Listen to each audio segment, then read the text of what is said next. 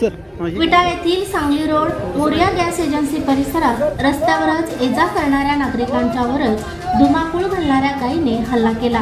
यावेळी गायीने 4 चाकी दुचाकी गाड्या पाडण्याचा देखील प्रयत्न केला।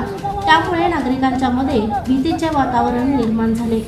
या गायीला अज्ञात वाहनाने धडक दिल्याने ती गायी बिथरली असल्याचे प्रत्यक्षदर्शींनी सांगितले। या सर्व प्रकारामुळे पोलीस देखील घटनास्थळी दाखल झाले, परंतु पोलिसांना देखील परिस्थिती नियंत्रणात आणता आली नाही। वन्यजीव रक्षक तसेच सामाजिक कार्यकर्ते विवेक भिंगारदेवे घटनास्थळी दाखल झाले।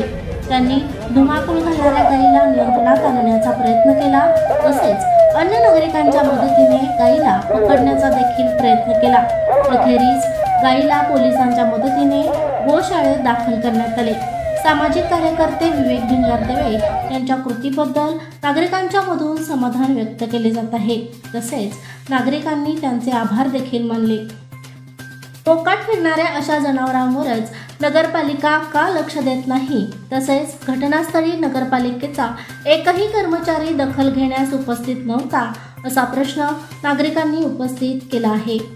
तुम्हाला हा व्हिडिओ कसा वाटला आम्हाला कमेंट बॉक्समध्ये नक्की कळवा आणि अग्रणी न्यूज चॅनलला लाईक, शेअर आणि सबस्क्राईब करा।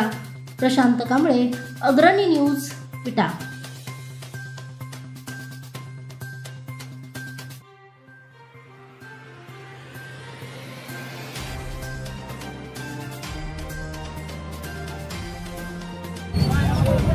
गाड़ी थांबवा, 5778 गाड़ी थांबवा, 5778 गाड़ी पुढे लावायला आहे।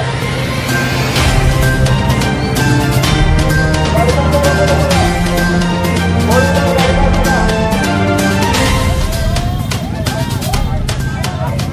गाडी अडकवू नका, दोन गाडीमध्ये अडकवू नका।